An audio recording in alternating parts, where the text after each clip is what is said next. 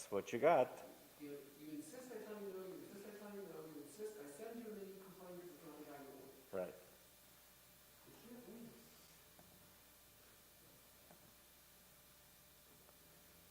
But that's not going to do it.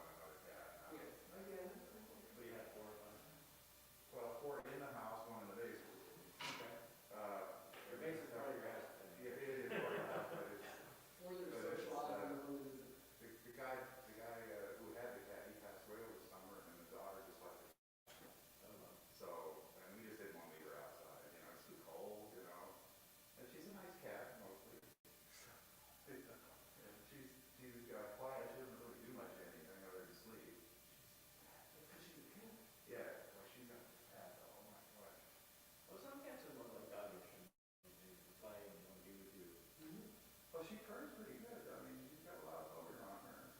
And she wants to be around you when you go out to feed her and stuff, but we can't have her now. Because, you know, we don't know what she has, and we can't afford to take her to a vet, you know. I mean, she just spent $400 on that kitten. It's like, oh my gosh, you know. Yeah, well, not all at once. You know. It is, yeah, take her to the vet. And, I know. the cat had another respiratory infection. Yeah, we just, we're taking in like $2,000 probably within a week or two. But There's something that's wrong with the lead it. If they get cold, they get cold. Northeast. Animal hospital? It'll be shots. When you're going through, you go through town, and there's a big white house off on the side. Well, Okay, and the vet practice is that. We're up, it's on 20, but it's not. You're looking on It's the like other halfway, side of it's town. halfway between Harbor Creek and. Yes, yeah, I know what you mean, that's on the other side of the road. It's only a mile away from us, Yes. so, you know, it's on the walk there, you know, if they weren't to the vet. But as you said, it's not. Good morning, Luba. Shabbat Shalom.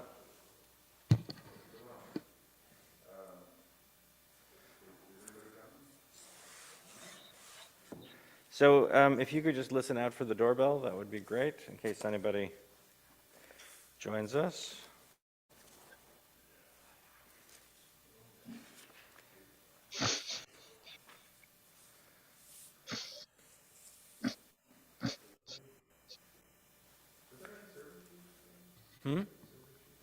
I'm not sure.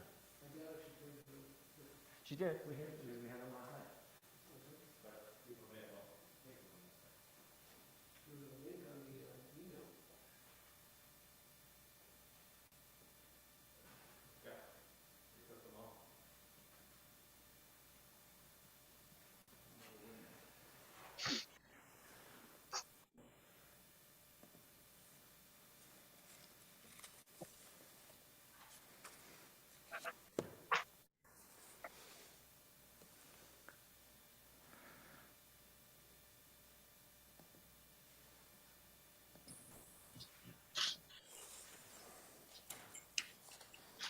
You're still.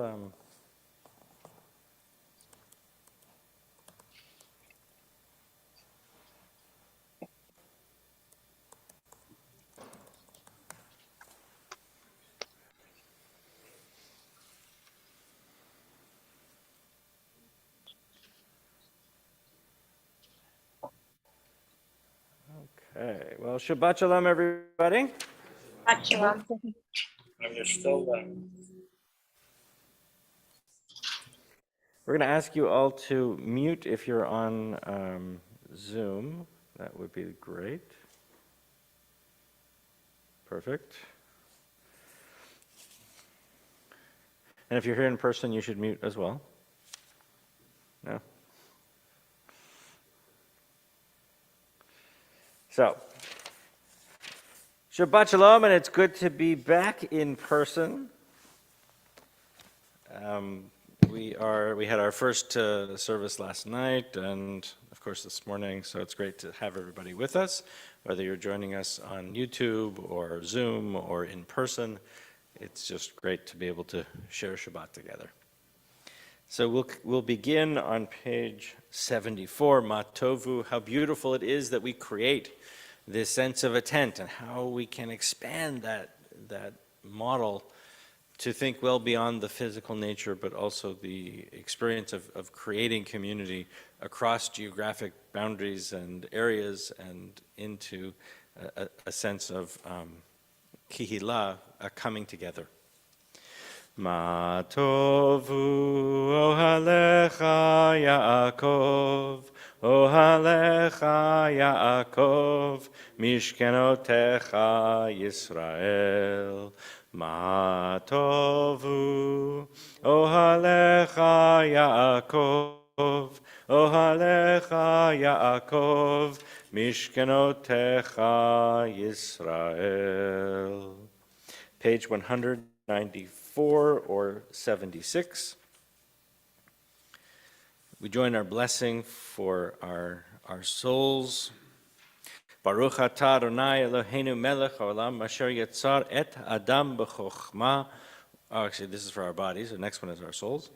B'chokhmah uvaravo nekavim nekavim chalulim chalulim gadlui v'yadua lifnei chisei chavodecha she'im yafatech echad mehem o yisatem echad mehem אי אפשר להתקיים לעמוד לפניך, ברוך אתה אדוני רופא כל בשר ומפליא לעשות. We turn to page 196 or page 78. אלוהי נשמה שנתת בי תורה היא, אתה בראת, אתה יצרת, אתה נפחת בי, ואתה משמרה בקרבי, כל זמן שנשמה בקרבי, מודה אני לפניך, אדוני אלוהי ואלוהי אבותיי ואמותיי, ריבון כל המעשים, אדון כל הנשמות, ברוך אתה, אדוני, אשר בידו נפש כל חי, ורוח כל בשר איש. My God, the soul you have given me is pure. You created it, you shaped it, you breathed it into me, and you protect it within me. For as long as my soul is within me, I offer thanks to you, Adonai, my God and God of my ancestors, source of all creation, sovereign of all souls. Praised are you, Adonai, in whose hand is every living soul and the breath of humankind. Page 198 or 80. These are our one-line blessings, these blessings that seem to be for the mundane, but are profound in that sense of making sure that we appreciate those daily tasks that we do that enable us to experience each and every day. Baruch atah Adonai Eloheinu melech haolam asher natan l'sachvi vina lahavchin ben yom uven laila. Baruch atah Adonai Eloheinu melech haolam pokeach ivrim. Amen. Baruch atah Adonai Eloheinu melech haolam matir asurim.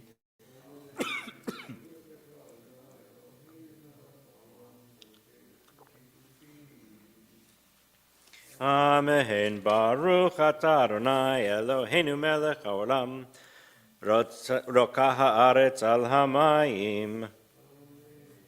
Baruch atah Adonai Eloheinu melech haolam hamechin mitzadei gaver. Amen. Baruch atah Adonai Eloheinu melech haolam malbish arumim. Amen. Baruch atah Adonai Eloheinu melech haolam hanoten le'aev koach. Baruch atah Adonai Eloheinu melech haolam ma'avir shena me'enai utnuma me'afapai. Amen. Baruch atah Adonai Eloheinu melech haolam sha'asani b'tselem Elohim. Baruch atah Adonai Eloheinu melech haolam sha'asani ben chorin. Baruch atah Adonai Eloheinu melech haolam sha'asani Yisrael. Baruch atah Adonai Eloheinu melech haolam ozer Yisrael bigvura. Baruch atah Adonai Eloheinu melech haolam oter Yisrael b'tifara. The top of page 86 or 204, we join our blessing for Torah. Sinzadi. Baruch atah Adonai Eloheinu melech haolam asher kitshanu b'mitzvotav v'tzivanu la'asok b'divrei Torah. We are seekers of God. How do we find you? In good deeds and in the study of Torah. And your search for us, you find us in the bending of the knee, in the rigor of study, in the honesty of commerce, through a good heart, through decency, in respect, true fellowship, companionship, and love, through time and truth and peace, and in the no that is really no, and in the yes that is really yes. Baruch atah Adonai hamlamed Torah la'amo Yisrael. אלו דברים שאין להם שיעור, שאדם אוכל פירותיהם בעולם הזה, והקרן קיימת לו לעולם הבא.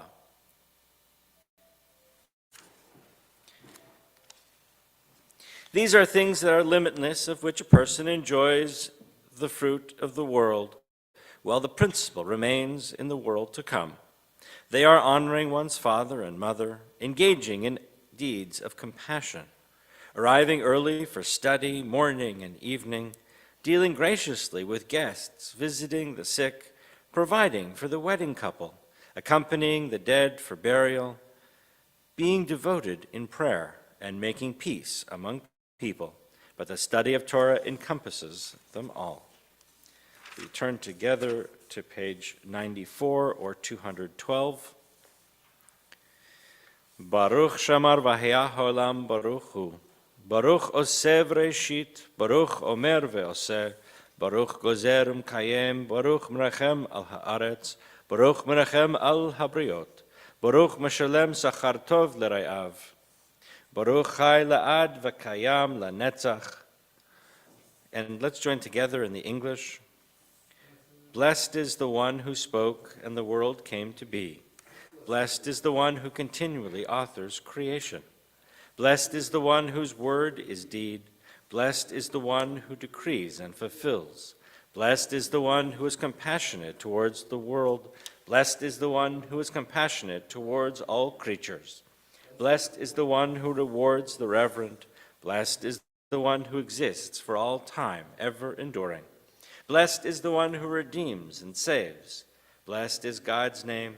With songs of praise we extol you and proclaim your sovereignty, for you are the source of life in the universe. One God, life of the universe, praised and glorious ruler, your name is eternal. Baruch atah Adonai melech mechulal batishbachot. And on page 97, we join in Ashrei. Anybody else want to come and do the antiphonal part? No? Okay. You'll all do it, okay? There we go. Ashrei yoshvei veitecha od yalucha sela. Ashrei ha'am shekacha lo. Ashrei ha'am sharonai elohav.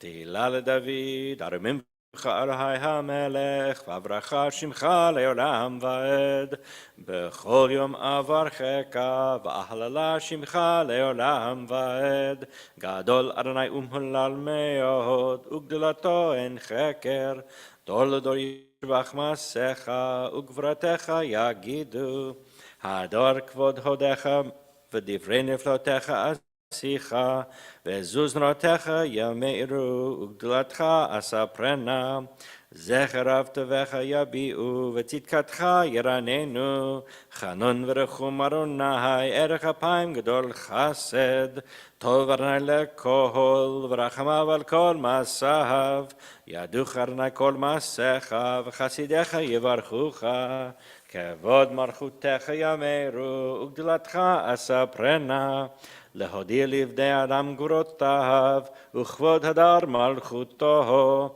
מלכותך על מלכות כל עולמים, וממשלתך בכל דור ודור, סומך אדוני לכל הנופלים, וזוקף לכל הכפופים, עיני חולליך יצברו, ואתה נותן להם את אוכלם ביתו.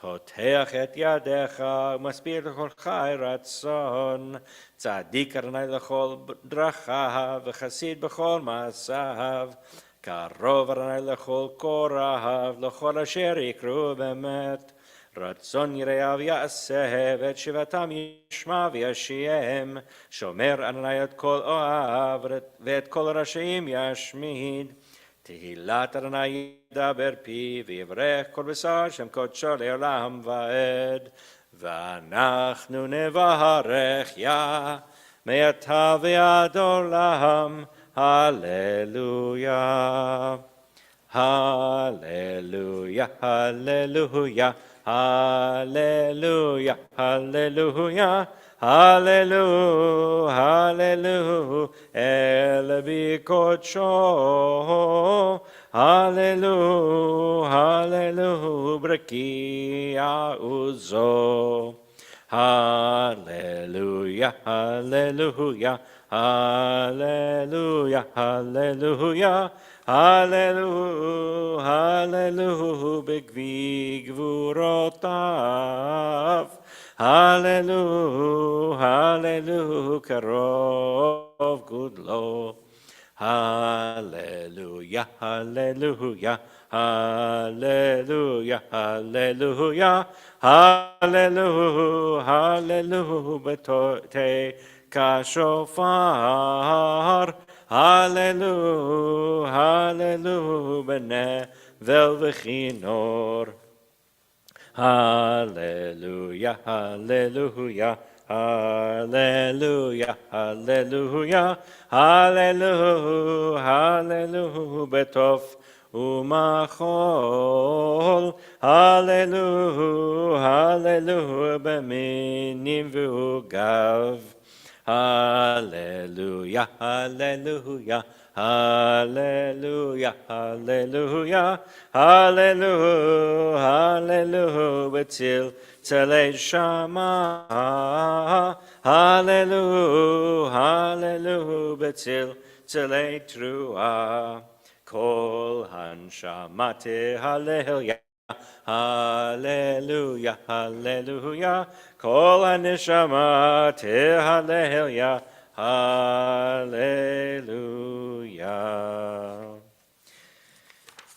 Page 223 or page 105. Yishtabach shimcha leyad malkeinu. You shall always be praised, great and holy God, our sovereign in heaven and on earth. Songs of praise and psalms of adoration become you, acknowledging your might and your dominion. Yours are strength and sovereignty, sanctity, grandeur, and glory always. We offer our devotion, open our hearts in acclamation. Baruch atah Adonai el melech gadol batishbachot, el hahodaot adon haniflaot, habocher b'shirei zimra melech el chei ha'olamim. We rise together for Chatzi Kaddish. Yitgadal ve'yitkadash shemei Rabba, bi'alma divrach rutei v'yamlich malchutei, b'chayechon uv'yomechon uv'chayei dechol beit Yisrael, Bagala, bagala, uvizman kariv, vimeru, amen. Yehi shmei Rabba mevorach, le'alam alal me'al mahaya, yitbarach, yitbarach, v'yishtabach, v'yitpar, v'yitromam, v'yitnaseh, V'yitadar, v'yitaleh, v'yitalal, shemei dekodesha, b'richu. Le'ela min kol birchata v'shihirata, tushbechata v'nechemata, dahamihiran be'alma, v'imiru, amen. Baruch hu et Adonai hamevorach, Baruch Adonai Hamvorach Leolam Vaed. Please be seated on page 228 or 110. We continue with Yotzer Or, thanking God for the amazing works of creation. Baruch atah Adonai Eloheinu melech haolam, Yotzer Or uvorei choshech, osei shalom uvorei et hakol. Hameir la'aretz v'ladarim aleha barachamim, uvtuvo mechadesh b'chol yom tamid ma'asev reishit. Ma rabu ma'asecha Adonai, kulam b'chochma asita, malah ha'aretz kinyanecha. Titbarach Adonai Eloheinu al shevach ma'aseh yadecha, ve'al me'orei or she'asita yifa'arucha sela, or chadash al Tzion ta'ir. V'nizkeh chulanu mehera leor'o, Baruch atah Adonai Yotzer hameorot. In the beginning, even then, a new light was sown for the righteous, a promise that your light would become the catalyst first for order and then for hope. Author of language and light, help us to use words you have to cast light into dark waters and draw out justice and truth. Baruch atah Adonai Yotzer HaMeorot. We turn together to page 114 and rise for Shema. Shema Yisrael, Adonai Eloheinu, Adonai Echad. Baruch Shem Kevod Malchuto Le'olam Vaed. Please be seated, and we'll continue with Va'ahavta, page 116 or 234.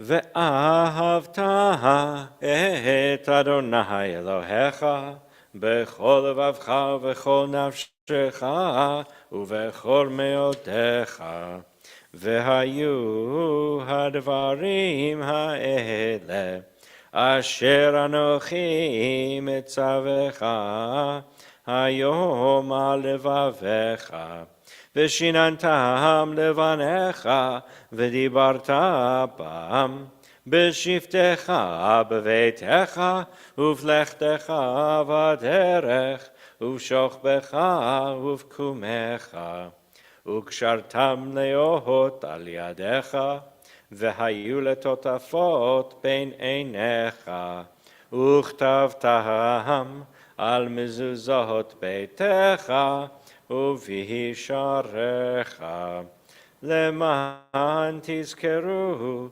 v'asitem et kol mitzvotai v'item kedoshim leloechem ani Adonai Elohechem asher hotzeiti etchem me'eretz Mitzrayim lihiot lachem lelohim ani Adonai Elohechem Adonai Elohechem emet.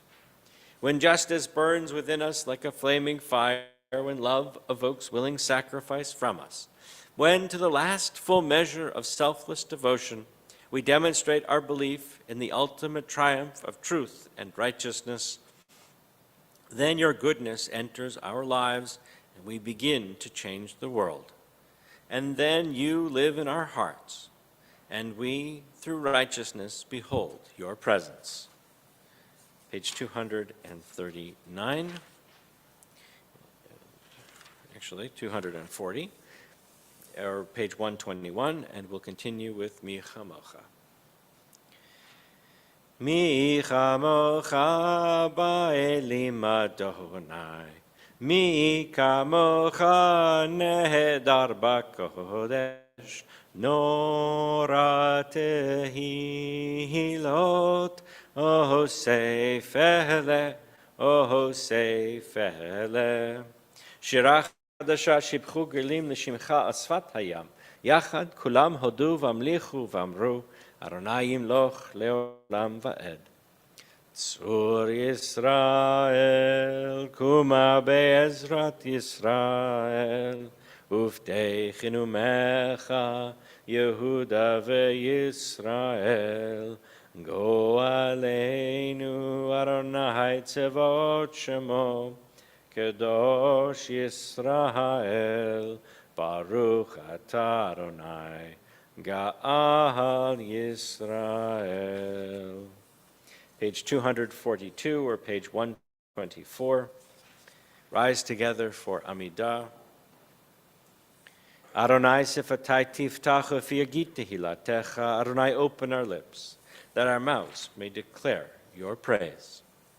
Baruch atah Adonai, Eloheinu, v'Elohei avotenu v'imotenu, Elohei Avraham, Elohei Yitzchak, v'Elohei Yaakov, Elohei Sarah, Elohei Rivka, Elohei Rachel, v'Elohei Leah, Ha'el Hagadol, Hagibor v'Hanora, El Elyon, גומל חסדים טובים וקונה הכל, וזוכר חסדי אבות ואמהות, ומביא גאולה לבני בניהם, למען שמו באהבה. מלך עוזר ומושיע ומגן, ברוך אתה אדוני, מגן אברהם ועזרת שרה. אתה גיבור לעולם אדוני, מחיי הכל אתה רב להושיע, משיב הרוח ומוריד הגשם, מכלכל חיים בחסד, מחיי הכל ברחמים רבים, סומך נופלים ורופא חולים, ומתיר אסורים, ומקיים אמונתו לשני עפר, מי כמוך בעל גבורות, ומידו מלך, מלך ממית ומחיה, ומצמיח ישועה, ונאמן אתה לחיות הכל, ברוך אתה אדוני, מחיי הכל. נקדש את שמך בעולם, כשם שמקדישים אותו בשמי מרום, ככתוב על יד נביאך, וקרא זה אל זה ואמר, קדוש, קדוש, קדוש, אדוני צבאות, מלוא כל הארץ כבודו. אדיר אדירנו אדוני, אדוננו מאדיר שמך בכל הארץ, ברוך כבוד אדוני ממקומו. אחד הוא אלוהינו, הוא אבינו, הוא מלכנו, הוא מושיענו והוא ישמיענו, ברחמיו לעיני כל חי. אני אדוני אלוהיכם, ימלוך אדוני לעולם, אלוהייך ציון, לדור ודור. הללויה. לדור ודור נגיד גודלך, ולנצח נצחים קדושתך נהקדיש, ושפחך אלוהינו מפינו לא ימוש, לעולם ועד. ברוך אתה אדוני האל הקדוש. Please be seated and we'll continue on the following page, on page 132 or 250 with Vishamru. Vishamru v'nei Yisrael et ha-Shabbat, לעשות את השבת לדורותם ברית עולם. ביני ובין בני ישראל, אותי לעולם, אותי לעולם. ושמרו בני ישראל את השבת, לעשות את השבת לדורותם ברית עולם. כי 6 ימים עשה אדוני את השמיים ואת הארץ, ושמרו בני ישראל את השבת, לעשות את השבת לדורותם ברית עולם. וביום השביעי שבת וינפש, שבת וינפש, שבת וינפש. ושמרו בני ישראל את השבת, לעשות את השבת, לדורותם ברית עולם. Page 137 or 255. Let's join together in the middle of that page. Ever-present one, may we, your people Israel, be worthy in our deeds and our prayer. Wherever we live, wherever we seek you, in this land, in Zion restored, in all lands, you are God, whom alone we serve in reverence. Baruch atah Adonai, she'otcha levadcha b'yirah na'avod.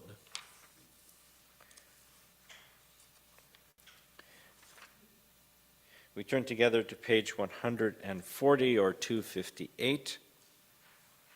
Our prayer for peace, and certainly this week, we need all the prayers for peace that we can get with so much senseless violence in our world, so much pain. And so we send our energies and our requests for peace, our prayers that conflicts end soon, and people once again return to a life of safety. Sim, sim, sim, shalom, sim, sim, sim, shalom, tova uveracha. Sim, sim, sim, shalom, sim, sim, sim, shalom, tova uveracha. We take a few moments for those prayers in our hearts and our souls, our minds, those private messages, those private requests that we want to make to God.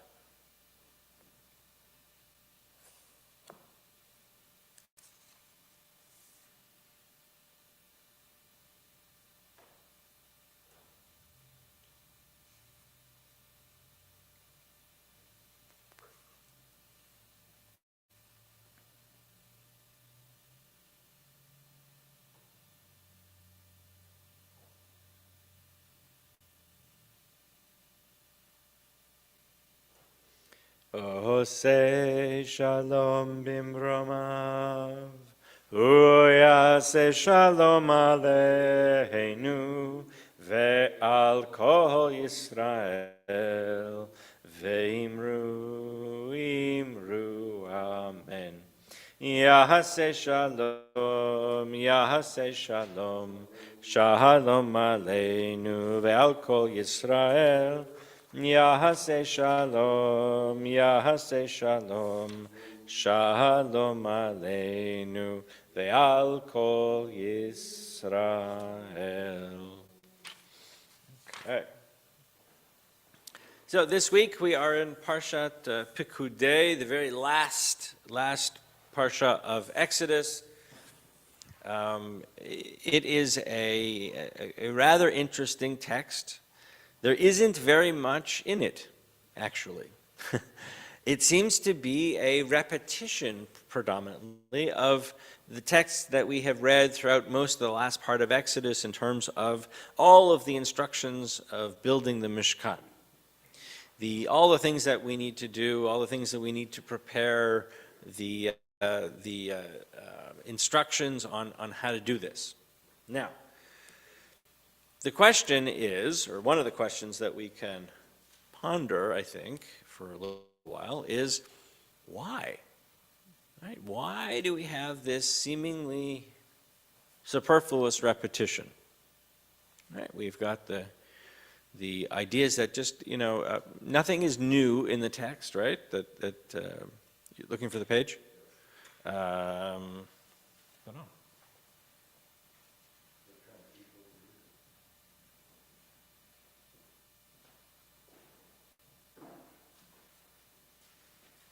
So if you actually go to the very front, all the parshiot are listed by name, and then they give the page number and the depth. So it's actually on page 627.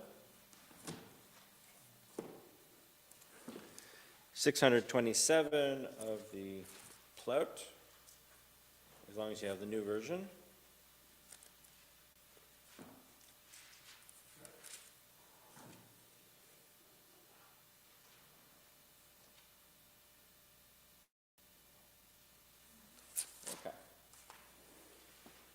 And it really begins with that whole conversation of, it says, at the very beginning here, of these are the records of the Mishkan. Interesting way to begin, right? Usually we don't have that.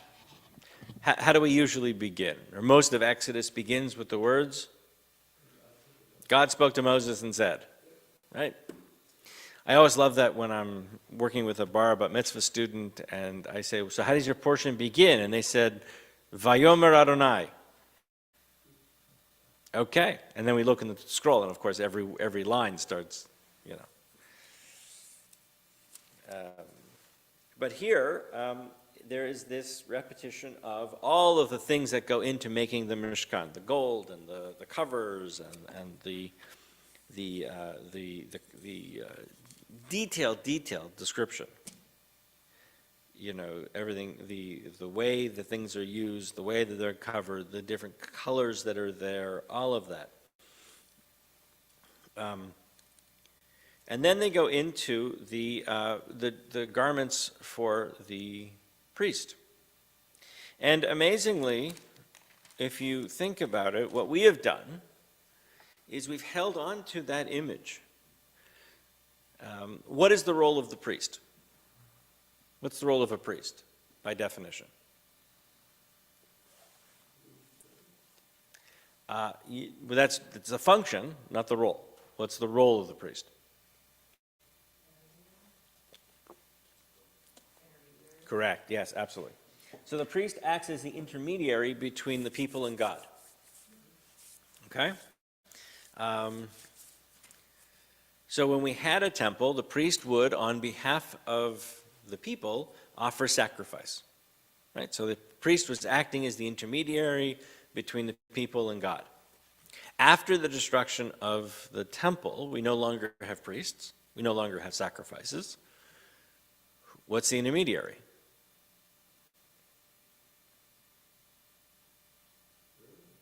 Rabbis don't take that role, right? Rabbis simply become, the religious leadership changes from a priestly role to an instructive role, teaching role. The word rabbi means teacher, which is why rabbis don't take on titles, in terms of, the other communities that take on the word priest. We didn't maintain that because that wasn't the role, that wasn't the function. Rabbis focused on the instructive and teaching and bringing insight. And so, there isn't a higher spiritual plane for rabbis than there are for anybody else, right? We're all the same.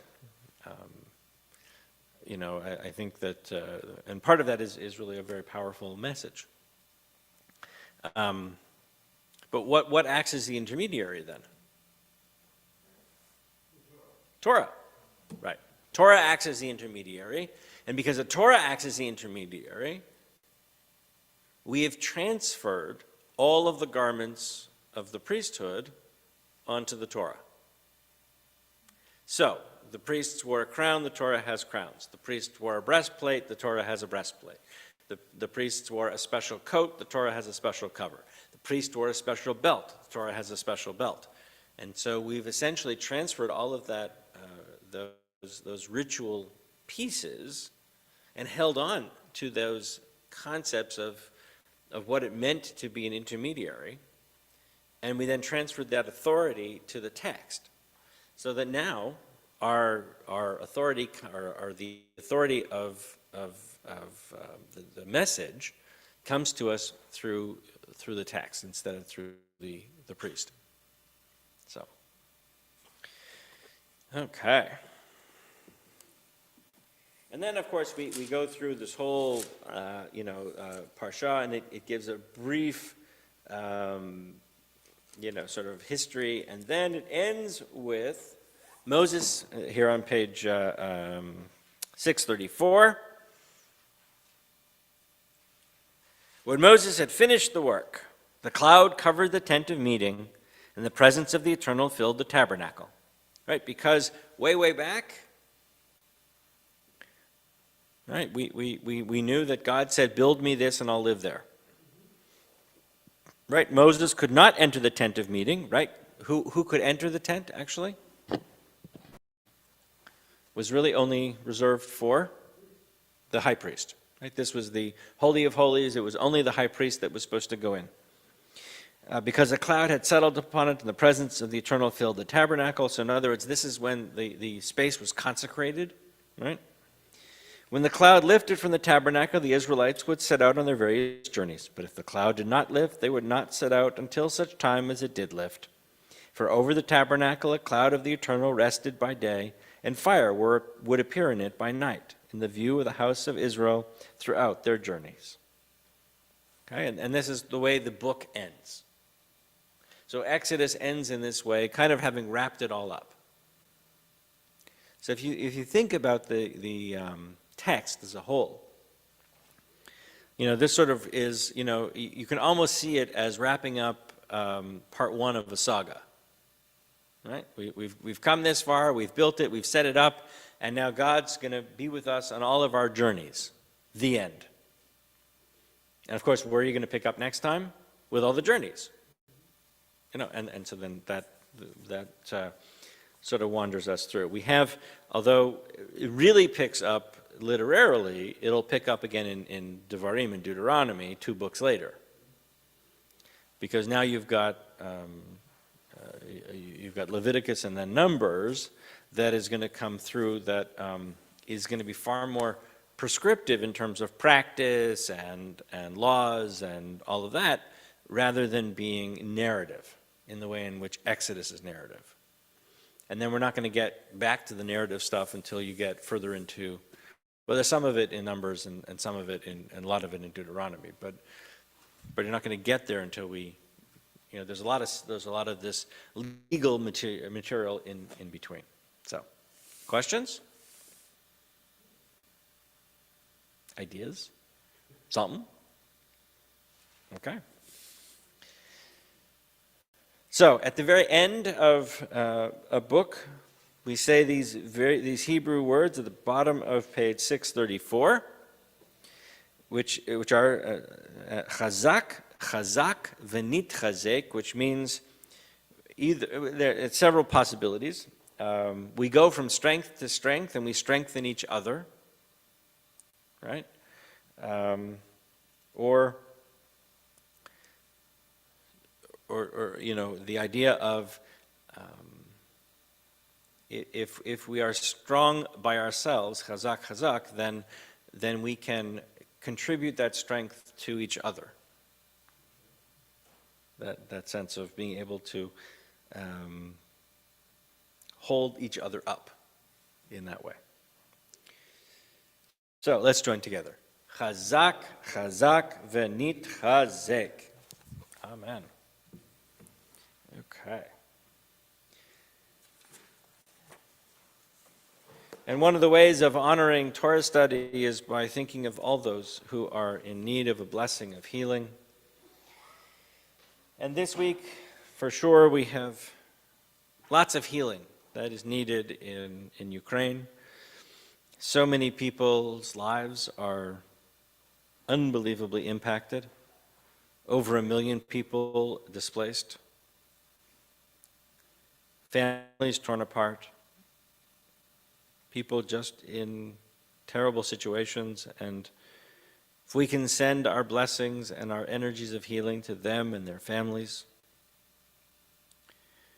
We think of all those who continue to struggle with COVID-19, caregivers, their families. We think of all who face struggles of healing of body, of mind, of heart, of soul. We mentioned Greg Bennett, Michael Byron, Scott Gordon, Rebecca Gottlieb, Phyllis Levin, Jacob Adams, Pat Hanna, Doug Ford, Steve Toddleben, Michael Goldman, Linda Lyons, Patsy Olson, Zachary Jackson, Bruce Harrell, Andrea Kempner-Blake, Frank Fusaro, Edna Fritz, Katie Alaya, Renee Goldman, Phil DiFrancesco, Jay Kaler, Robert Kohler, Debbie Perry, Matea Press, Sheila Cohn, Marilyn Weinecke, Diane Levy, Jeannie Neibauer, Darlene Sharp, Julie Matthews, Dane Marcinowski, Maggie Lee, Nyack Greenberg, and Stacy Mason. If you have a name that you would like to add and you're here in person, please share that name. If you're joining us via live stream, you can put the name into our chat box as we send our blessings of healing to all those who need.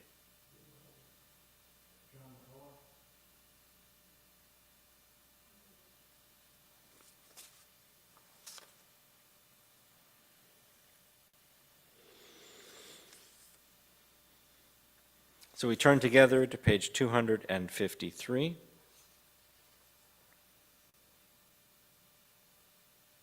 Mi sheberach avoteinu mekor habracha limotenu. May the source of strength, who bless the ones before us, help us find the courage to make our lives a blessing, and let us say, Amen. Mi sheberach imotenu mekor habracha leavotenu. Bless those in need of healing with refuah shlema, the renewal of body, the renewal of spirit, and let us say, Amen.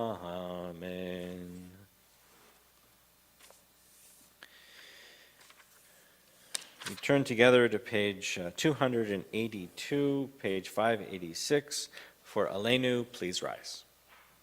Aleinu לשבח לאדון הכל, לתת גדולה ליוצא בראשית, שלא עשנו כגויי הארצות, ולא שמנו כמשפחות האדמה, שלא שם חלקנו כהם, וגורלנו ככל המונם, ואנחנו קוראים ומשתחווים ומודים לפני מלך מלכי המלכים, הקדוש ברוך הוא, שהוא נוטה שמיים ויוסר הארץ, ומושב יקרו בשמיים ממעל, ושכינתו זו בגובה מרומים, הוא אלוהינו אין עוד.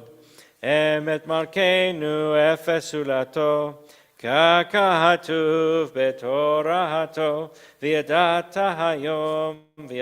היום בהשבות אל לבבך, כי אדוני הוא האלוהים, בשמיים ממעל, ועל הארץ מתחת אין עוד. ונאמר, והיה אדוני למלך על כל הארץ, ביום ההוא יהיה אדוני אחד, ושמו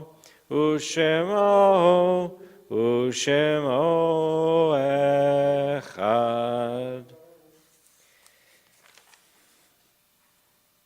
Our thoughts turn to those who have departed this earth, our own loved ones, those whom our friends and neighbors have lost, the martyrs of our people, and those whose graves are unmarked, and those of every race and nation whose lives have been a blessing to humanity. As we remember them, we meditate on the meaning of love and loss, of life and of death. We're in the period of Shloshim for Renee Goldberg, and we observe Yartzeit on this Shabbat for Ella Suchbacher, Saul Hirsch, Francine Fox, Alice Schuster, Isabel Sillen, Warner Baum, Blanche Solomon, Dorothy Emmerman Brody, Richard Eisenberg, Hyman Cohen, Clara Schaffner, Max Solomon, Hyman Oldstein, Bennett Nussbaum, Saul Waxelbaum, Bertha Aaron, Abraham Morris, Erwin Levy, and Gertrude Cohen. If you have a name that you would like to add, please call out the name or add the name into our chat box.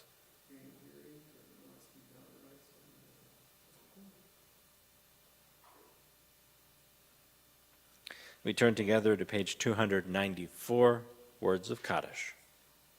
Yitkadal v'yitkadash shemei Rabbah, ba'alma divrach rutei v'yamlich malchutei, b'chayechon uv'yomechon uv'chayei d'chol Beit Yisrael, ba'agala v'zman kariv v'imru, Amen.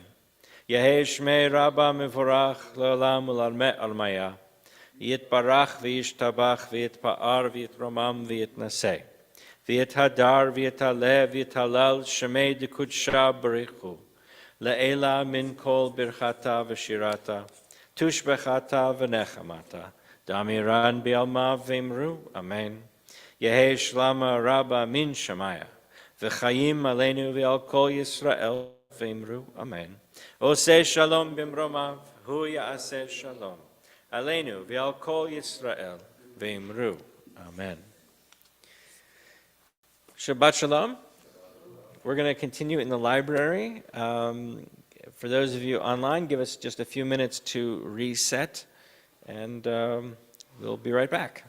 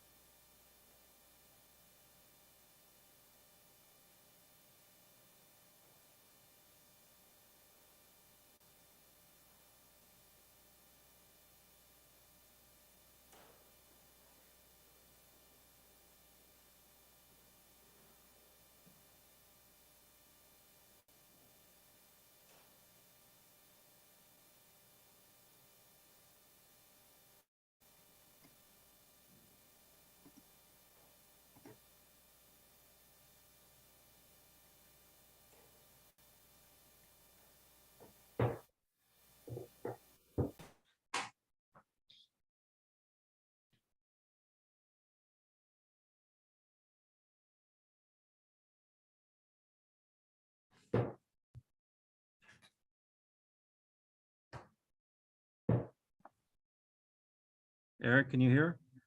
I can. Boker Tov. Great, hold on.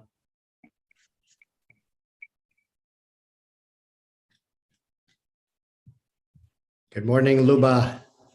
Good morning.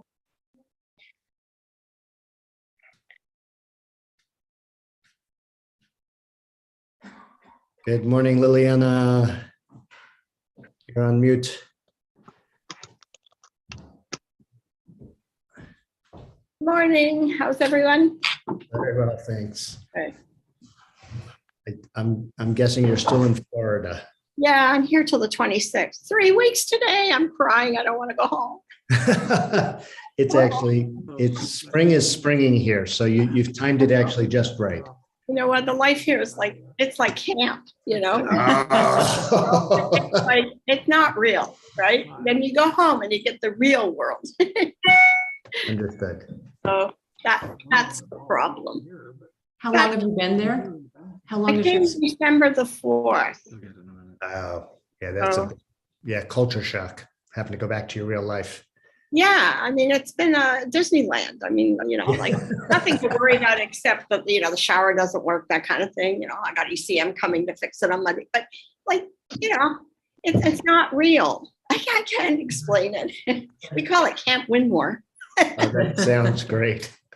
It sounds great. yeah, it sounds We lovely. did Shabbat last night. There were a lot of people. Last week weren't so many people, but this week the people are starting to come out, you know, and it was really nice. It was Oh, lovely. that's great. Yeah. That's So, great. we do it outside by the golf course. It was so beautiful.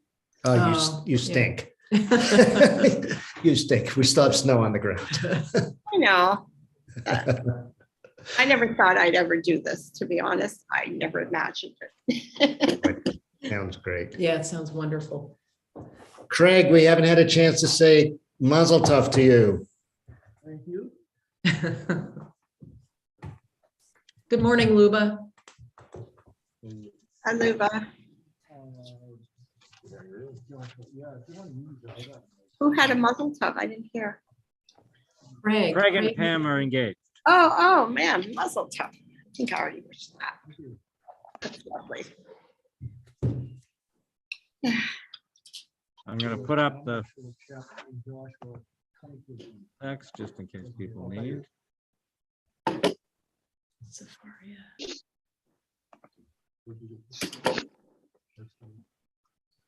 What do we think we're in? 23? 23. Well, the end of 22. End of The 20. voice of reason. Yeah. Now with Thank that, you. without Rabbi Brad, we'd be lost. Thanks, Scott. I leave it bookmarked. I mean, Ah, I open it where we smart. left off. Hi, Andrew. Hey, how you doing? Did you bring your cat? No, I didn't bring any of them. It won't be the That's same. okay. That's what we need. We need a temple cat. Takes care of the temple mice. Yeah.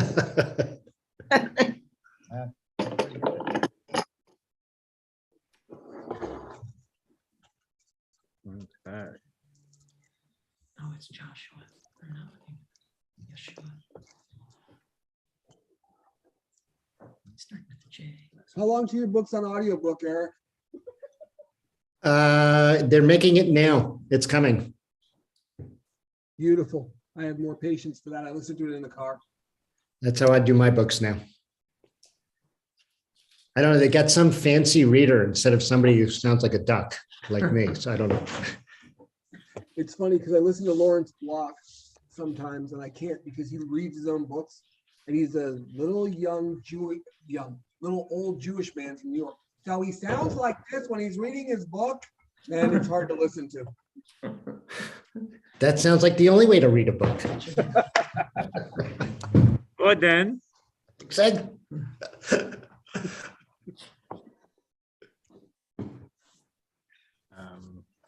Okay.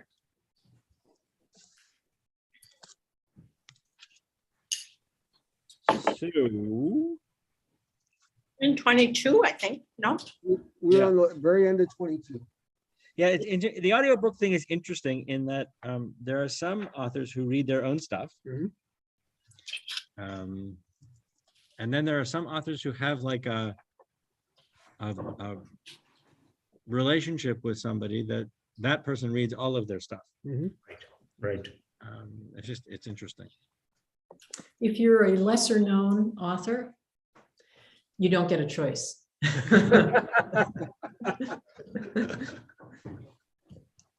No, you say it this way, that Eric, as an academic and a universalist, is trying to provide opportunities for people who he may not be aware of to participate in the development of audiobooks.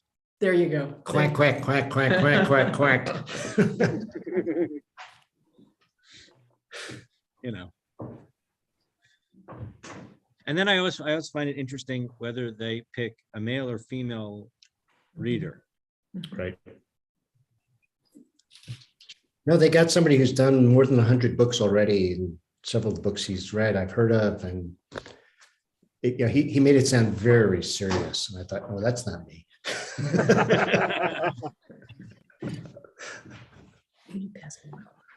And the whole audiobook thing has remarkably changed, right? When, prior to the podcast, stuff, That's a good point. audiobooks were very dry. It was simply a very dry reading. That's a good point. And it was just a straight reading of the text. Mhm. And then I think Harry Potter may have been the first of this, but they started, the person started performing the reading. Right. So there's all of the, if you ever listen to the Harry Potter books, he does, Jim Dale does them, and it's really remarkable because he has different voices for each of the characters. And Right. he changed the pronunciation of Hermione. Well, yeah. Well, that's as he, figured that out. But anyway, so that kind of thing is just, I think, really fun. Well, to date myself, I actually listened to the entire Torah on audio on cassette tape years and years ago. So Did God do the? the voiceover, it wasn't Charlton Heston. It was Moses. When you're really old, you remember Radio Reader on NPR. Right. Oh yeah, That was Reader, remember that? Yeah. they still do that on Sirius XM. They have that station. Yep. Yeah, no, I remember on the CBC they would have they would read 15 or 20 minutes of a book each night. Right. Oh, one of the stations here, Classical FM, does classical music, but they have Marilyn Lightstone, and she reads classics like Jane Eyre. She did Anne of Green Gables. She's done a whole lot of them. And she's got a fabulous reading voice. Trouble is, it's so calming, I fall asleep. She does it late at night. You can get it on a podcast, though. I listened to Torah in the 70s. It might have been George Burns.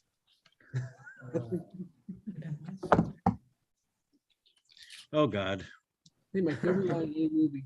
I swear to God, so help me. I swear to tell the truth, the whole truth, and nothing but the truth, so help me. One of my favorite movie lines ever. That's awesome. So we can't hear Brad. If he ever says anything worthwhile, would you repeat it? No. Well, that'll be an easy promise to make.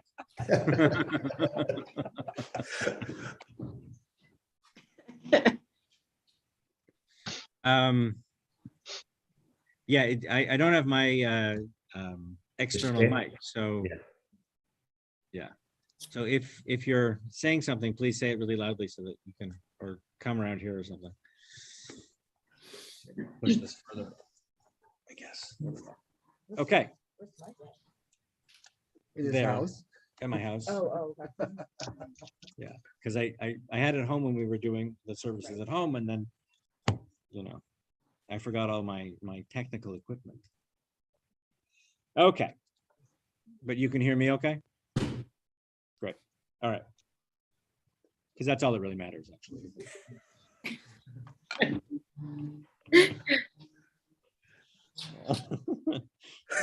Operate variety hour. It's going to be a lot. I'm here all week, folks.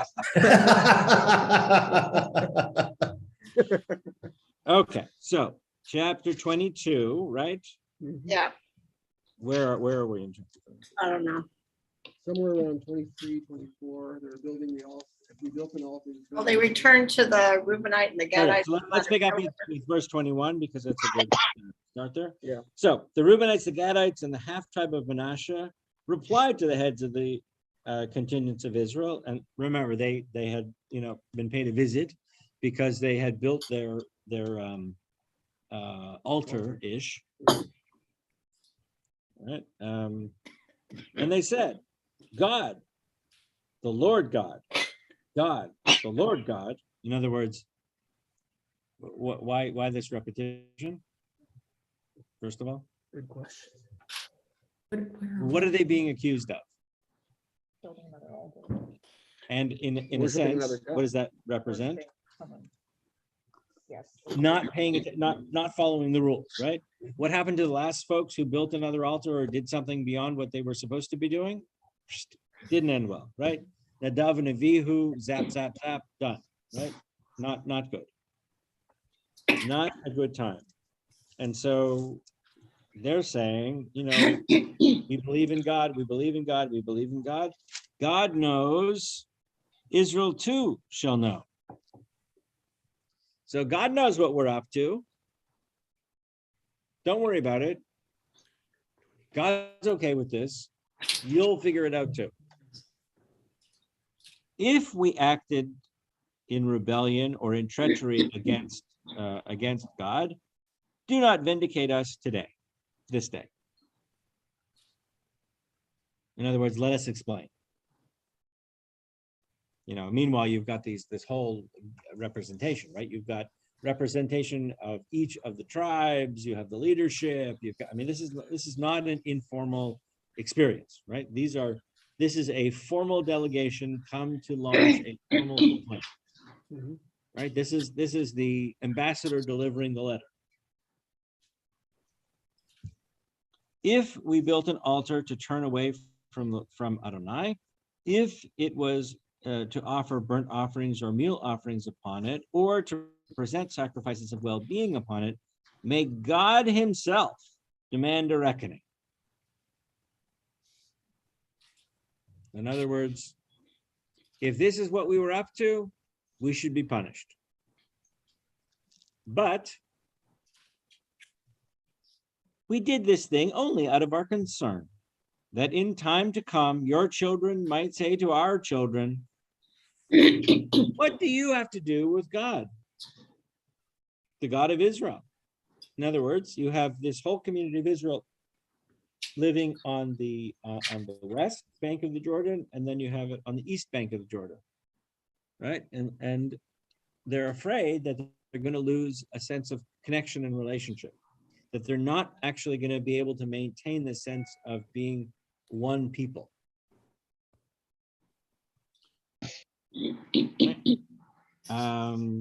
Adonai has made the Jordan a boundary between you and us, the Reubenites and Gadites. You have no share in the Lord. In other words, they're saying, look, we've got this river.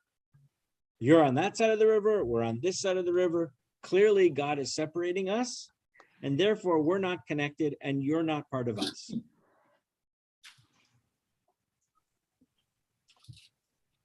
Is that reasonable? Who is speaking there? Is it the Reubenites and Gadites. Reubenites? Okay. Right. So it's the representation of the Reubenites and Gadites and well, it doesn't say it's the Menashites, but it's ostensibly we think them too. Mhm. Well, as I read this, I hear it two different ways. I hear it as a lawyer presenting a case. I also hear it as John Lovitz on Saturday Night Live going, yeah, yeah, that's it. So I hear it both ways. So you said, is that reasonable? It almost seems like they're making it up as they go along, as you read it, and they're building on it as they go. As we keep going, I read ahead of this. I did. So I hear it both ways. I hear it as a reasonable argument that they thought of, and one that it seems like they're making it up on the fly to try to save their butts. Both could be possible, right? Yeah. I mean, if you wanted to maintain connections with somebody, would that be the way you would do it? I mean, if you were afraid of your connections being in danger, why choose that? You focus on the things you have in common. That's a commonality between them. That's something they all share. I think it goes. Yeah, Eric, go ahead. I think it goes back to the beginning of this story when they were asked to leave rather unceremoniously, and felt that they were departing without a say in their departure. And so a big statement needed to be made. There was already a breakdown in communications, which now has resulted in some kind of miscommunication. So they're already feeling like they're being pushed out. And so their response to that is, okay, well, if they're trying to get rid of us now, what's going to happen, in the future when we've got to really deal with this stuff? Okay, so 26. so we decided to provide a witness. So in the Hebrew, I think you have to go back to the Hebrew a little bit.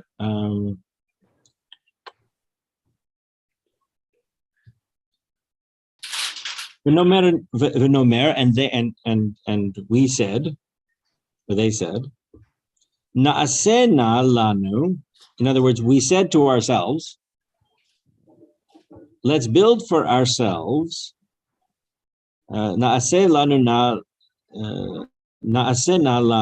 livnot. Let's to build et hamizbeach lo leolah velo lezevach.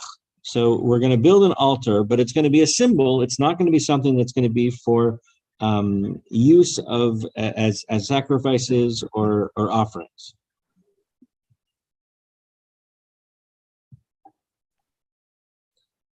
Ki ed hu be'enenu. So it's going to be an aid, and if you've ever been a witness on a ketubah, right, that's an aid. And an aid is either can be a legal witness, a witness on a document. It can also be a spiritual sense of witnessing, right? So that the Shema, for instance, if you take the last letter of the first word and the last letter of the last word, you have the word ayin and dalid, the same word aid. We talked about this last week. Yeah. Okay.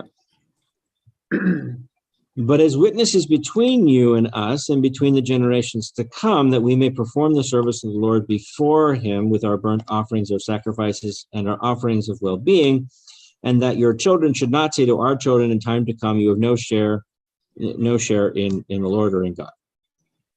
We reasoned, should they speak thus to us and to our children in time to come, we would reply, see, we've got the replica of God's altar, which our forefathers made, not for burnt offerings or sacrifices, but as a witness between you and us. Right, so they're going down. They're really hammering this home. Mhm. Far be it from us to rebel against God or turn away this day from God and build an altar for burnt offerings, meal offerings, and sacrifices other than the altar of God, which means the central altar, not anything they're going to build. Our God, which stands before God's tabernacle, well, which is the Mishkan, right? Mm-hmm. When the priest, Pinchas, and the chieftains of the community and the heads of the congregants of Israel who were with him heard the explanation given by the Reubenites and the Gadites and the Menashites, they approved. It worked. Right, so you have this whole, contingent, this whole group, and they hear this thing and they say, oh, okay.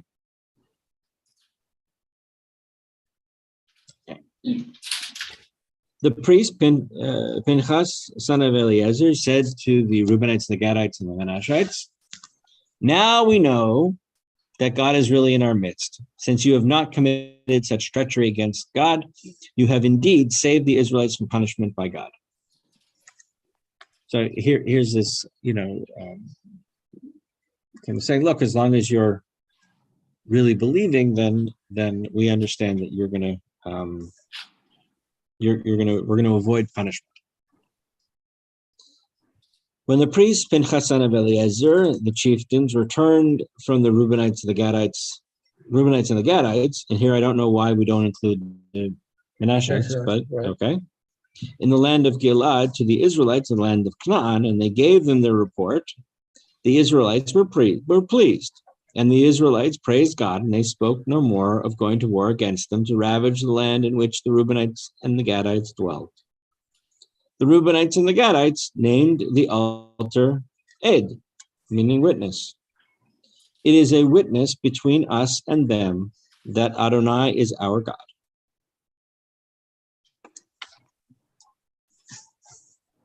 So it's simple. It's a symbol. Okay. It's a symbol. Does that hold water? Depends. If they actually didn't use it for burnt offerings and didn't use it for sacrifices, and they did use it as a symbol, it holds water.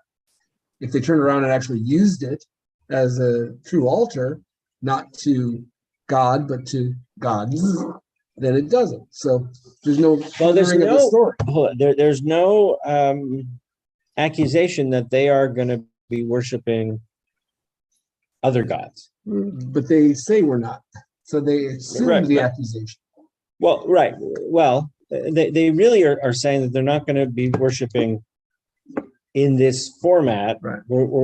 I mean, they really focus on God, and they're saying, look, we're not going to be doing what we're not supposed to be doing.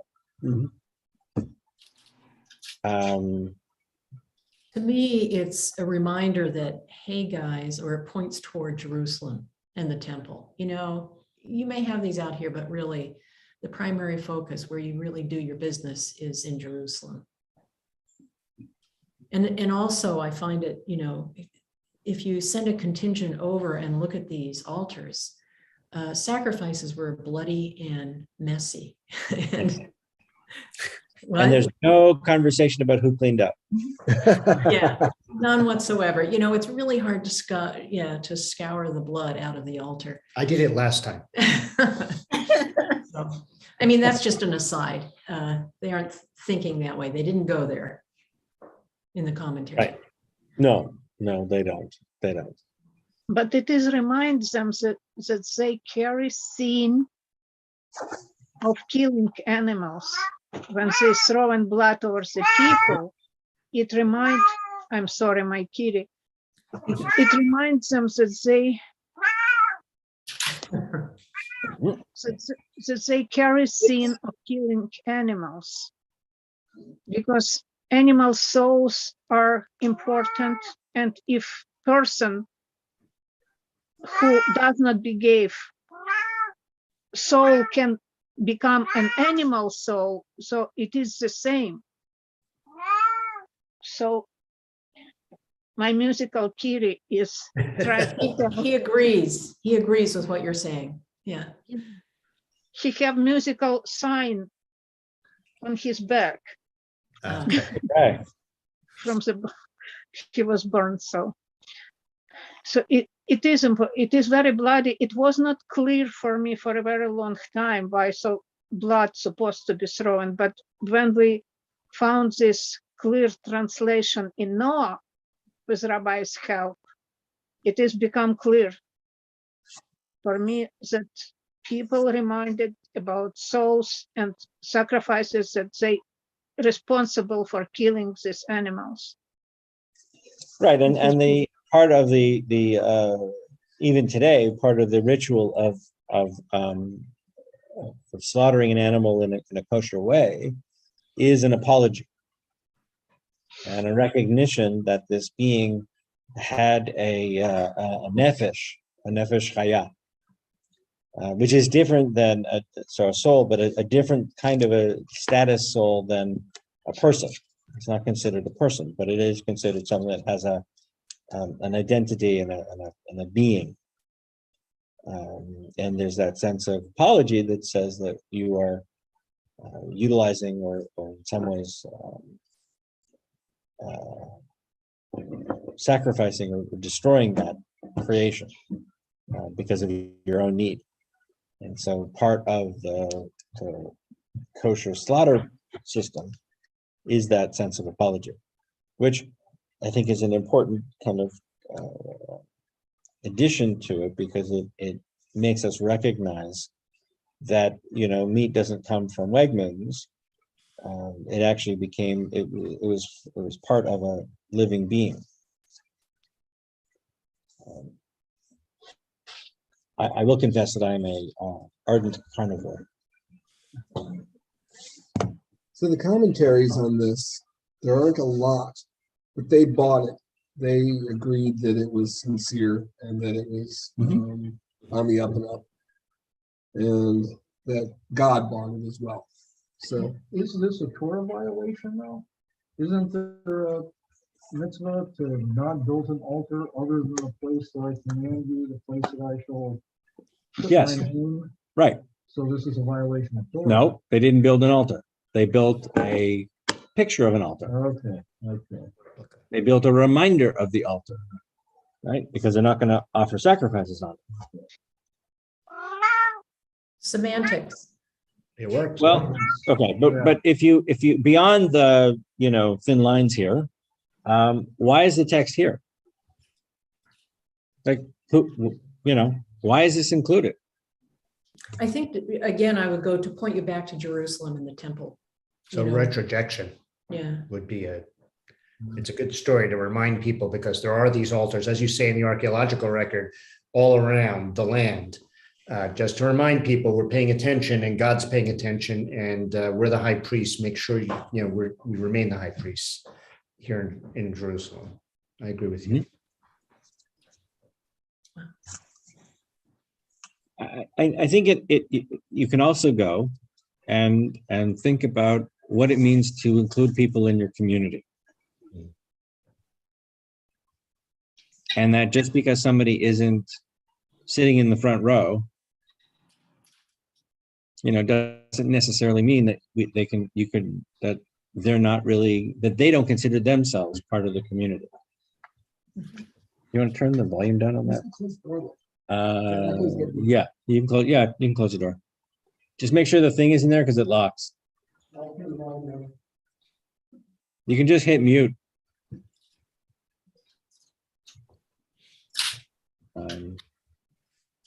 Yeah.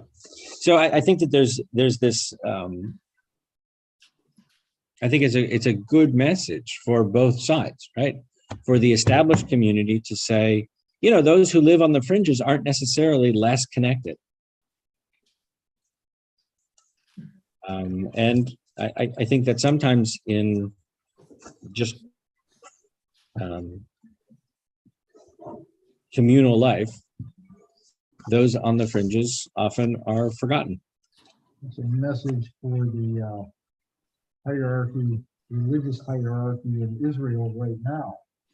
Yeah. So anything done outside the land is, conversions, whatever. Or it's heavily Doesn't count. Doesn't count. Well, that's a whole other political mess Yeah. that I think has far more to do with politics than it does with religion, frankly, even though it is, religious based. I think it has far more to do with power control and politics than actual religious intentions. But yeah, in Israel, for instance, you have the whole dilemma of who's in control, who's dictating what is valid, what's not, all of that. Yeah. So, okay. Chapter 23. And I think there's only a couple more chapters.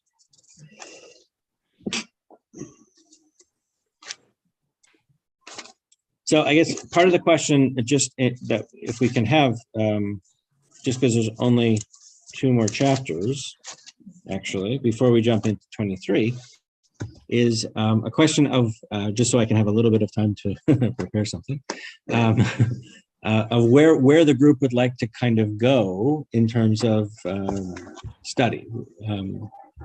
There are lots of different options, obviously. We can return to Torah study, Torah.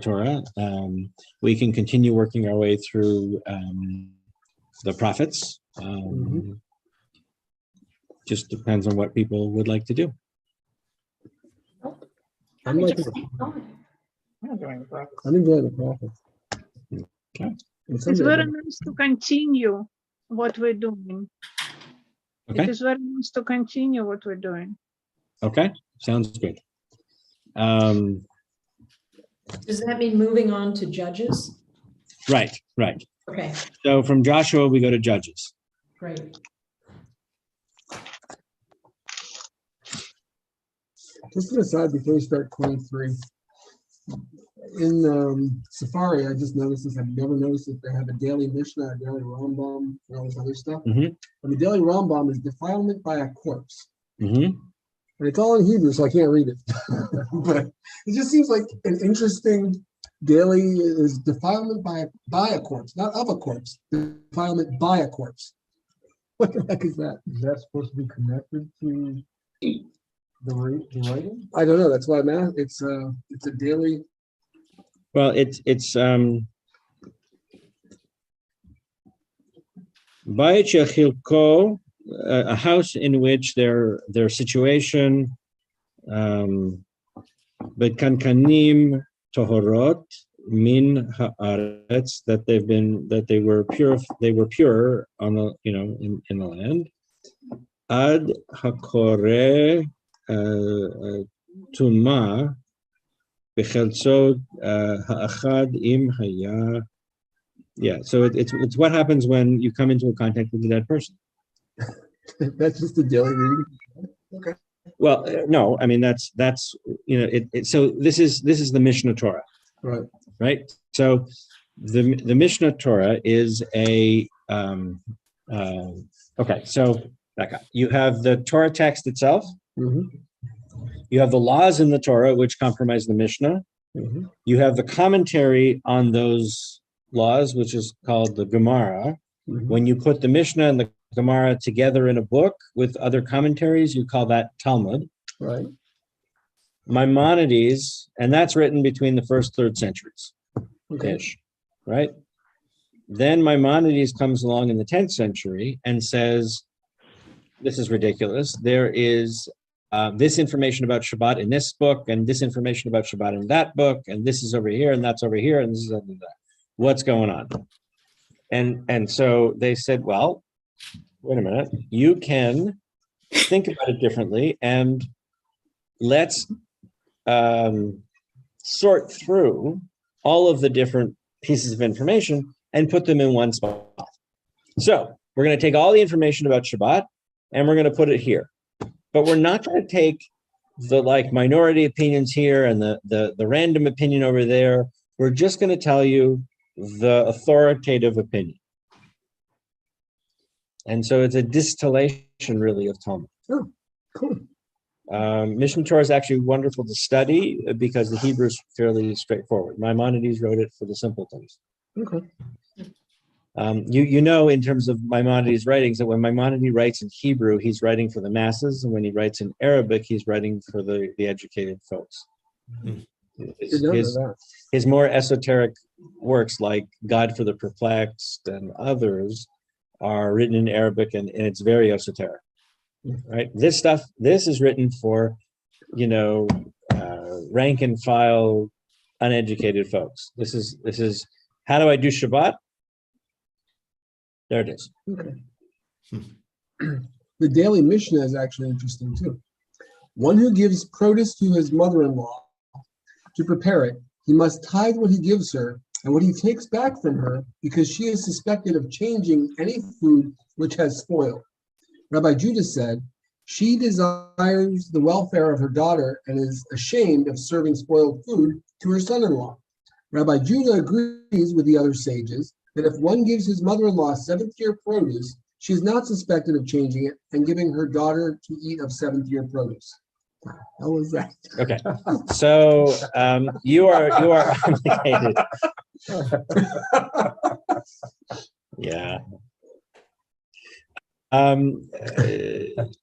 It has to do with who is obligated or what you're obligated to do with food.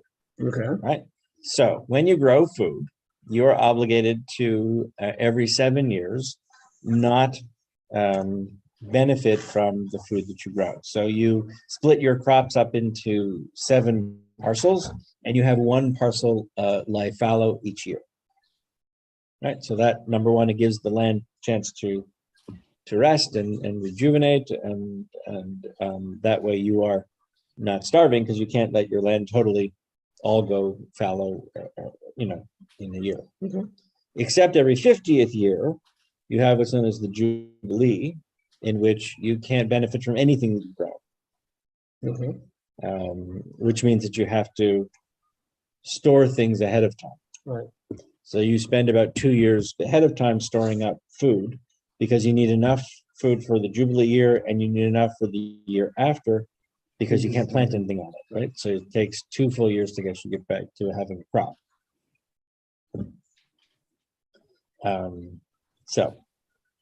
So that they're saying here is, to make sure that the proper amount has been given in terms of a tithe, which is the sort of religious tax, right? Do you have to do that before you give it to your mother-in-law? Okay.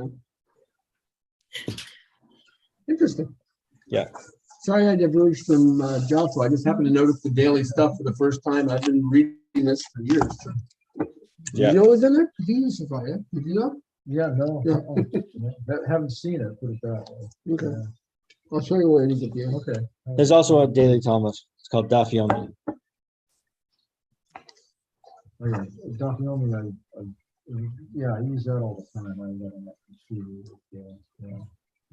Yeah. So there's a tradition of Yep, there studying is one Daf Yomi. page of Talmud a day. Mhm. And if you study one page of Talmud a day, it takes 7 years to get through the Talmud. Mm-hmm. Oh, that's in English. Good. I got something to do. Perfect. There you go. Thank you. Sure. Sorry, guys. Okay, so chapter 23. Much later, after the Lord had given Israel rest from the enemies around them, and when Joshua was old and well advanced in years, Joshua summoned all Israel, their elders and commanders, their magistrates and officials, and said to them, I have grown old. Here we go, right? What's this? Goodbye. Yes, this is Yep. Moses gathering the people and saying, I'm old, and this is the same routine, right? Here goes the baton. Right? Here goes the baton. I'm old and advanced in years.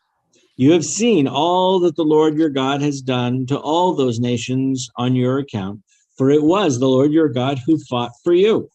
See, I have allotted to you by your tribes a territory of these nations that still remain, and that all of the nations that I have destroyed from the Jordan to the Mediterranean Sea in the west. The Lord your God himself will thrust them out on your account and drive them out to make way for you, and you shall possess their land as the Lord your God promised you. Okay, so Joshua is saying, this is your land. You were promised it. God allowed you to fight the war. You won. This is yours. Don't worry about it. But be most resolute to observe faithfully all that is written in the book of the teaching, Torah, right? Teaching of Moses, without ever deviating from it to the left, right, or to the left, and without intermingling with these nations that are left among you. In other words, don't assimilate. Don't take on, these other nations and make them part of your own. Do not utter the names of their gods or swear by them. Do not serve them or bow down to them. But hold fast to Adonai your God as you have done this day. Pause for 1 second. Yeah. Disconnect for me. So the teachings is Torah. Torah is still being written technically as it goes. Which, No, Torah was given to Moses by God. yes, but the Torah continues after Moses. So Yeah. the future's in, they're reading the future? Yeah. Okay. I'm just trying to figure out what do they actually They're have. not bothered by that. Okay, We are, okay. I literally. right? And that's where we come in and say, well, obviously there are parts of this text that were retrojected or written later or whatever, Mhm. right? The traditional community will say all of this was written by God Mhm. and was given to Moses, and Moses knew this was happening, and There's Jehovah's Witnesses. Huh? Jehovah's Witnesses. Everything in there was pure and it came from God directly. yes, right, Right. right. Although they take a little bit of a detour. Yeah, but I'm telling you. Anyway. Yeah. Okay. The Lord has driven out great, powerful nations on your account, and not a man has withstood you to this day. Now, it's a bit of a revisionist history here, Mhm. because didn't we read a couple, whatever ago, that they didn't actually win all of the wars, Mhm. right? It's not like they won every battle. Yes. And here Joshua's saying, nobody ever won, Well, nobody ever beat the guys that are still standing. right? That's not true. Right. Well, the ones who are still standing there, they weren't beaten. It was the other guys. A single man of you would put 1,000 to flight, right? So a single person would make 1,000 people run away. For the Lord your God himself has been fighting for you as he promised you. For your own sakes, therefore, be most mindful to love Adonai your God, for you should turn away and attach yourselves to the remnant of those nations. For should you turn away and attach yourselves to the remnant of those nations, to those that are left among you, and intermarry with them, you joining them and they joining you, know for certain that Adonai your God will not continue to drive these nations out before you. Okay, pretty loaded text for us. Yeah. No intermarriages. No, it's, Yeah. Yeah.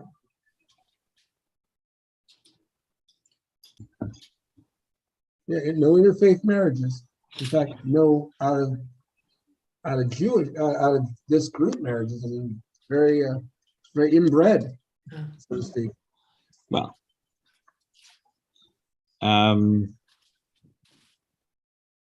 what I find interesting is, they have that it's really flowing in two directions, right? So, verse 12 there.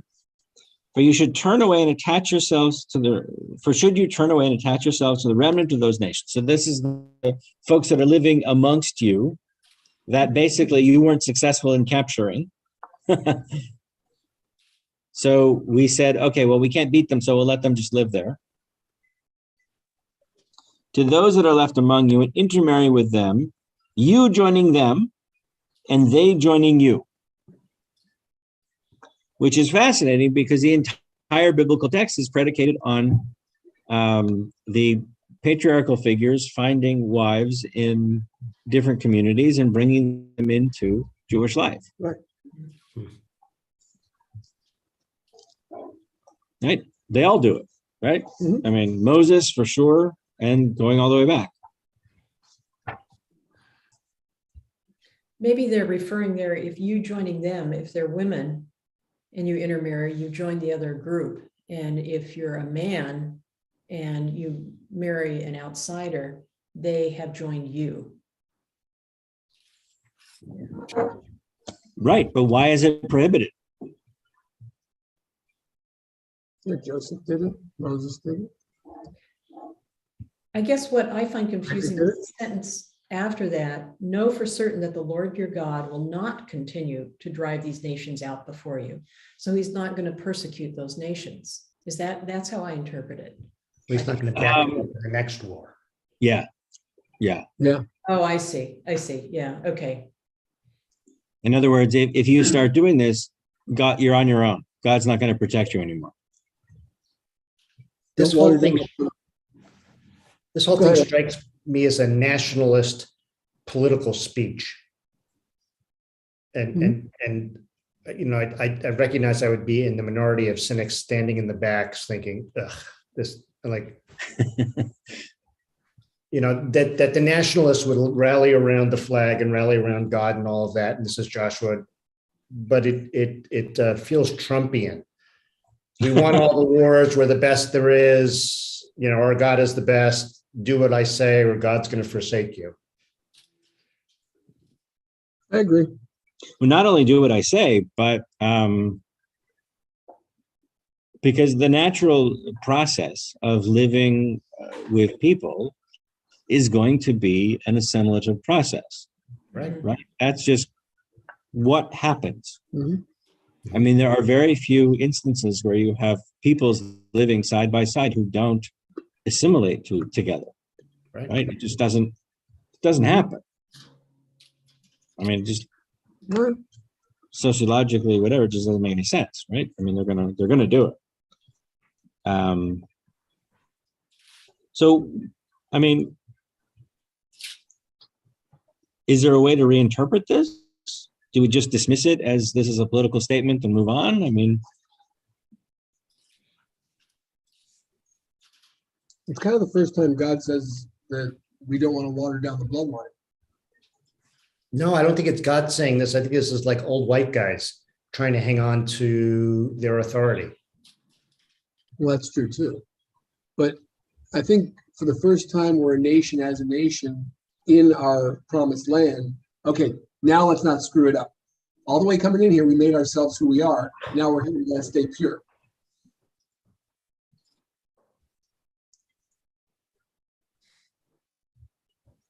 Very Hitlerish.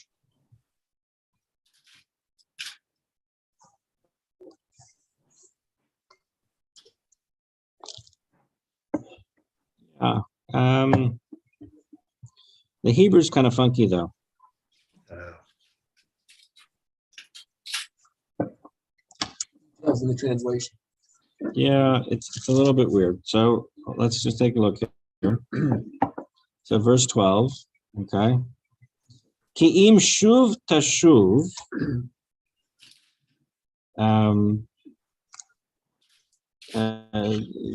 Shuv means like to return, to turn. Im shuv tashuv, if you turn, uvaktem, and glom onto them, beyeter hagoyim, into the yeter, the remains, the leftovers of these people, ha'ele, these people, hanisharim, like what's left over of them, ha'ele, that these, itchem, with them, vehit chatantem, and you would marry them, bahem. So you would marry them, and this is one of the times where the word chatan. You have the Hebrew word for groom is a chatan, right? So this is the marriage. If you marry them, uvatem bahem, and if you come to them and bahem, with them, vehem bachem, and them to you. Right. It's a little less clear than the English, which really says, those are the intermediary, you joining them and they joining you.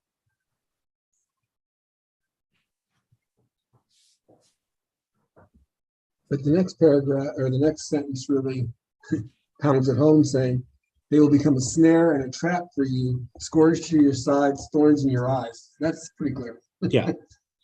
Yeah. So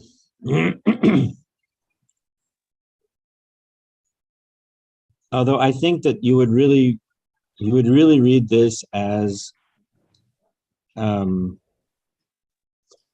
essentially saying, if what you can't do is you can't simply marry them and bring them into your community without them becoming part of the Israelite crowd. okay.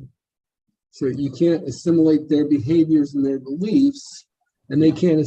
But then it says they can't assimilate your beliefs with them becoming or them joining you. Well, but the Hebrew doesn't. The Hebrew doesn't say that. Yeah, okay. It's a little bit confusing. So if they come over and they convert, they're okay. But if they don't come over and convert, they're not okay. And if you decide to try to blend your personalities and your beliefs, yeah, you can't do that. You can't do that. You can't do that. You can't blend cultures, right? Because the blending will cause all sorts of problems. So no Christmas tree and Hanukkah bush. That is correct. Okay. I don't think there were Christmas trees back Know for certain that Adonai your God will not continue to drive these nations out before you. They shall become a snare and a trap for you, a scourge to your sides and thorns in your eyes until you perish from this good land that Adonai has given to you. That's a pretty powerful admonition. admonition, right? I Hon- mean, Honestly, I think the overall, I mean, now that I'm listening to it and reading, it's basically Joshua saying, don't forget your Jews. Keep up your Jewish behavior, your Jewish values, and you'll be okay.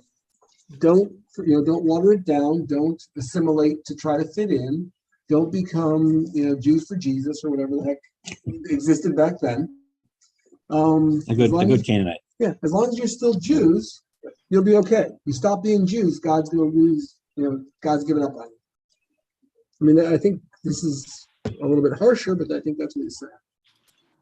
Yeah, I think that's probably true, and that Joshua is being very clear that says the way you maintain Judaism is to maintain the integrity of the system. Mhm. Now he goes on. I am now going the way of all the earth. Acknowledge with all your heart and soul that not one of the good things that Adonai your God promised you has failed to happen. They have all come true for you. Not a single one has failed. Well, I mean, God's promises, right? God promised to bring us into the land. God promised to vanquish the peoples there. God promised that we would have this land flowing with milk and honey. I mean, all of that. All the big ones. All of that God, Joshua's going to point to and say, God fulfilled God's promise. And what was the condition of the promise? Moses doesn't go in. No, God promises all of this stuff. And what's our sort of side of the bargain? That you will be with God. Naaseh v'nishma, right? 10 Commandments. We're there. We're going to enter this covenant. Mhm. We're going to be the people. God's going to be God. God's going to provide us these things. We're going to behave. We're going to benefit. Mhm. But just as every good thing and the Lord your God promised you has been fulfilled for you, so Adonai can bring upon you every evil thing. God has wiped you off this good. What? God has done. We can do it again. God has wiped you off this good. That is not an It's English. good land. Yeah, I have this good one. This good. Oh, there we go. This good land. God has wiped you off this good land that the Lord your God has given to you. Okay. We So do it God again. can. Take it all back. Right. Although God said there would never be another flood, doesn't mean. Well, that's wholesale destruction. Right. This is punishment. Okay. I mean, I don't want to split hairs here, but I But brought no, you into there- this, but God, I brought you into this world. I can take you out. That's right. That's really what it's right? saying. Exactly. If you break the covenant that the Lord your God enjoined upon you, and you go serve other gods and bow down to them, then the Lord's anger will burn against you, and you shall quickly perish from the good land that God has given you. God has spoken. Yeah. This is God saying, okay, if you behave, you get the benefits. If you don't, you're in trouble. Mhm. You'll be punished. Now, God's not saying anything. This is Joshua saying. Right. It does not start with God said to Joshua. Okay. Good point. Very good. Excellent. So this is Joshua saying, is this Joshua being the parent that says, I'm going out, don't play with the knives?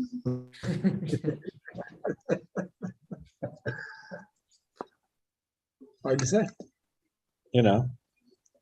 Is this Joshua desperately trying to get the people to not to do what he experienced the people doing his whole life?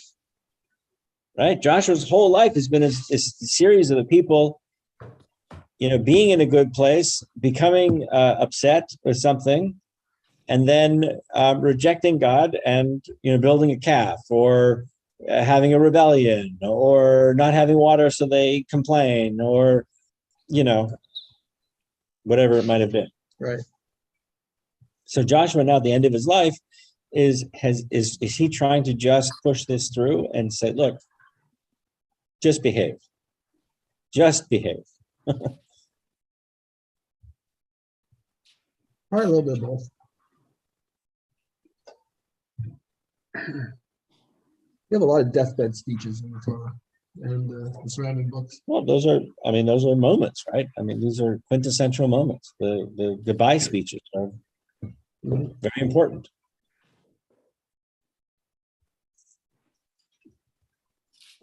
How do we feel about the quid pro quo nature here? We've heard it before. Mhm. Jonah, Lot, Abraham even. Moses, Abraham. Moses. I mean, yeah. It's a recurring theme. Mhm. Remember the first two commandments, okay? Right. I mean, that's what it seems to be. It's just, if you remember those, you might remember the rest. And it seems to always go back there. Something else I see in this too is that he doesn't have a lot of faith in leadership to follow. I mean, Moses, here's Joshua, the man of God, who will, lead you. And he's just kind of prepare yourselves. Now you're on. Well, and is there going to be this dynastic experience here? No word No. No, we're not getting that. Right? There isn't going to be an ordained successor here. Right? We transferred from Moses to Joshua, Right. but we're not going to have that same known anointed leader that's going to follow. Now, is that because God didn't set it up that way, or is that because Joshua didn't choose to ruin somebody, or is that because you're now in the land that you were promised? There's no more quests to be had, so figure it out for yourself. I mean, it could be all of the above. But the answer is we don't know. Right. Right? But we do know that we can see an evolution of society here. Mhm. Right? And society is evolving to not have, I mean, as the leadership of Israel continues, it is less and less connected to God. Right? We have Moses who speaks to God face to face. We have Joshua who gets messages from God every once in a while. And then as you progress through the different leaderships, it's less and less. God give you land, God give you law, and you just have to live according to this law on your land. You have everything that was given to you, that you needed. Just follow the rules. So it's everything you need. It's all the original stuff, but Easier said than done. And it will play out. Yeah. right, because as we're going to see, as we continue, this cycle of the people becoming complacent, struggling with an issue, rejecting God, forgetting about how to behave, being punished, returning, and we just keep going around and around with this. And that's going to be a consistent theme throughout the next, several books. So, okay. Beautiful. Wishing everybody Shabbat Shalom. Shabbat Shalom. Shabbat Shalom. All right. Well, it's funny because you got to look at the